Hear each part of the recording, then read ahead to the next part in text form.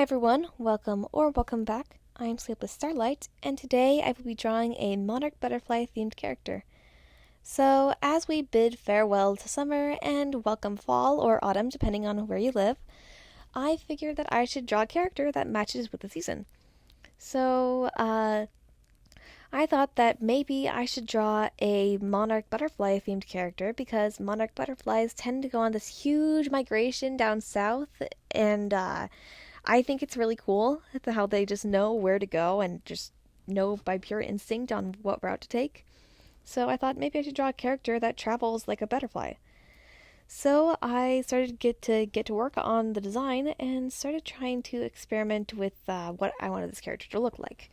Going in, I knew that I wanted to draw a character with lots of butterfly motifs and the same pattern that a monarch butterfly wing has on their wings. And I also wanted her to have an air of mystery to her. Like, you don't really know exactly who she is, what she's up to, where she's from, or many details about her. You just know she's there, you know? So I decided to give her a cloak or a hoodie to kind of give her that air of mystery. And on the edge of the cloak, I made it very flowy to make it seem like it's butterfly wings. And to further sell that idea, I gave a design on the edge of it to make it seem a bit more accurate. I gave her a belt with a little pouch on it to figure out because she might need some to hold some stuff really close to her, so I thought that would be a good way to carry things. I gave her a cute little dress and a leaf that's floating right by her hand, and I experimented with some shoes, and then I was just about ready to go to Clip Studio Paint. I, for one, am very excited about the fall because I absolutely love fall and winter. Because I consider them the cozy seasons, when you get to bundle up in a blanket and have a nice cup of tea and have a scented candle going while it's raining outside. I love it so much, so I've been very excited for it. I've hoarded up on scented candles from Bath and Body Works to really prepare for the season because it is necessary. So I've also been watching a lot of The Office lately, so that's what I've been up to, other than drawing. So I'm just about done with redrawing all the details in Clip Studio Paint. The thing is that there were so many details going on at a time that it was very tricky to go over it in the line art phase. It was very tricky because I could barely tell what was going on, and I just had to really look at everything and try to remember how everything works. I also gave her some pointy elf or Hylian-like ears because I thought it would be really fun to experiment with that. As I said last video, I've been experimenting with a lot of stuff, each video, and so I thought maybe I should try out some elfy pointy ears. So I recreated her hoodie, and it took a little bit of experimentation to get it to work. Now I'm drawing in the layer where her skin will be showing. Usually there isn't too much of that, so it's pretty simple. And now I'm going over that little cloak hood thingy that's connected to her hood. Now I'm going over her bag, trying to draw what will be on top of everything else first, so that I can just kind of decide layering, if that makes sense. I gave her some gloves with a nice patch on the sleeves, so that it's kind of like a small area where the skin is visible. I don't know. Since monarch butterflies have those white dots near the rims of their wings, I thought that would be a good thing to really further accentuate the idea that her theme is butterflies. The line art was especially tricky this time because so much was going on in this picture that it was kind of hard to see what I was doing. So sometimes I had to completely make the rough sketch layer invisible just so that I could know what I was actually doing and not struggle with it. I colored in the black area of her wings and gave the little dots that most monarch butterflies have, and added the pattern to it. Now I'm working on her face. I didn't want her to seem angry or in a terrible mood, but I also didn't want her to seem happy. I wanted her to seem serious. Now we are on to coloring. As I mentioned earlier, I wanted her color scheme to be similar to a monarch butterfly. So lots of oranges, a little bit of red and yellow, and a bit of black. So I'm going in with her hair and trying to not go over too much and try not to color outside of the lines because I'm very nitpicky when it comes to this. Uh, so I'm coloring in her hair and doing the best I can to stay within the lines. Uh, this was a bit of a calming and stressful thing at the same time. Then I realized that the shape of her face was not right, so I changed it a little bit before continuing. The thing is, coloring in can be either the most calming or stressful part of art to me because I have to be careful not to color outside the lines, and it's kind of the most simple part that I have. Now I'm going in with that new process that for coloring in hair that I discovered last episode, and I decided to explore it a little bit more. Last video I did a lot of streaks. Now I'm seeing how it looks with minimal streaks. This is just my way of experimenting and seeing how this works. Now we're going on to her dress, and a butterfly's body is usually quite dark and black, so I wanted her dress to be quite skinny and dark colored to match with it. I was trying my best to uphold to a monarch butterfly's color scheme, so a very dark body that's also quite skinny, and then very bright wings. So once I was finished coloring in the dress, I moved on to coloring in the hood. This was fairly simple, and I could do this a little bit more easily since I put the hood coloring in layer underneath the hair layer, so I could kind of just calm down a little bit when I was close by that. So now I'm just working through the hood, just taking everything nice and slow, just trying to enjoy myself and work on this hoodie.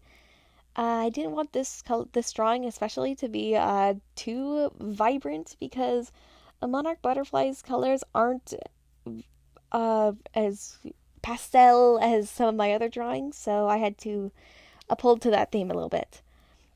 So I was a little bit worried that the wings weren't going to be very accurate or seem like wings, but once they were colored in and had a little bit of a gradient to them, they really did give off what I wanted to show. So now I'm working on the gloves and coloring them in a bit, and now I'm working on the area of the hood around her neck. This part was fairly simple, and I added some little golden thingies with that are connected by a little butterfly thingy. I don't know. I call a lot of things thingies. Okay, so I colored in the little butterfly brooch thing with a darker orange than most of everything else, and I gave her a leathery color for her bag because I didn't really know what other color I should use here. I felt like if I used orange, then it might be a little bit too restricted of a color theme, but leather seemed like a fairly good option, so that's what I went for.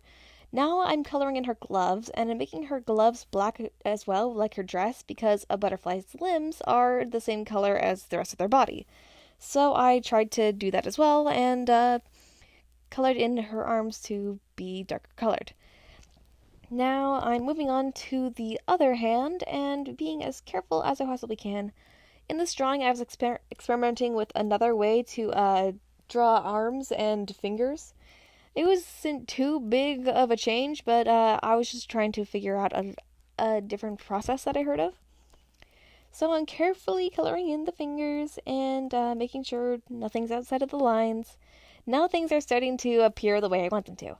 So I'm coloring in her boots and giving her the same leather color that I gave her her brag, except it's slightly brighter.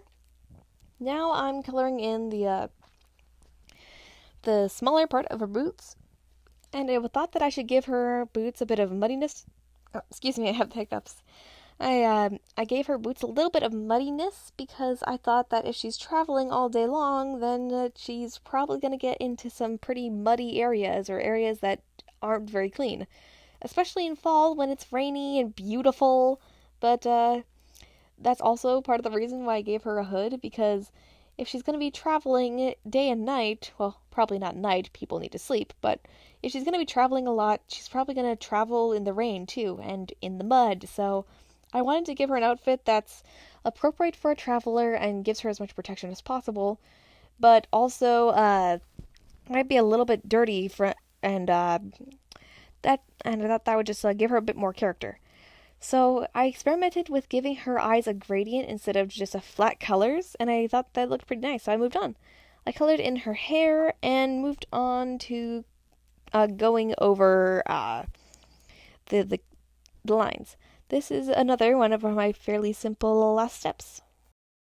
Alrighty, so I started working on recoloring in everything, and of course the leaf. Can't forget the leaf. Leaf is very important. So I started recoloring in her hair and her skin, and I experimented with coloring in her cloak, but then the black part of her butterfly wing cape just became orange, and I did not want that. So I ended up doing a lot of experimentation and decided to give the line art a bit of a gradient because I thought that was the easiest solution that would take up the least amount of time. So once that was done, I moved on to rendering. This is the final step and one of my favorites because it's pretty interesting and new to me. So I colored in her in and experimented with some other coloring. Then I went to make the area behind her hair a little bit darker because I thought that would be cool. So now I am deciding if I want to give a bit of a shadow underneath her face because I thought that would be really cool. Like she's trying to hide her identity, hide herself. But this seemed a little bit extreme with my current experimentation, and the dress color was completely messed up too at one point. So I was experimenting with so many different ways to use this gradient and try to figure it out, but nothing really seemed to be working very well, and I tried erasing around it to still add this theme that I want, but it still just seemed a little bit extreme and not the aspect I wanted to give for her. So instead I undid everything and just gave a minor lights-ish shadow over her head, and that seemed to work a lot better. So I just gave some minor light and lightness and just some shadows as well, because that just seemed like the simplest thing to do. Then I added my watermark, and then this drawing was complete. So here we are at the end of the video, and here is our finished product. Thank you so much for watching this video through to the end, and if you have any ideas for what I should draw next or what to name this character, please let me know in the comments, and please consider subscribing if you like this video. And feel free to give me a like as well, that wouldn't hurt. Okay, bye!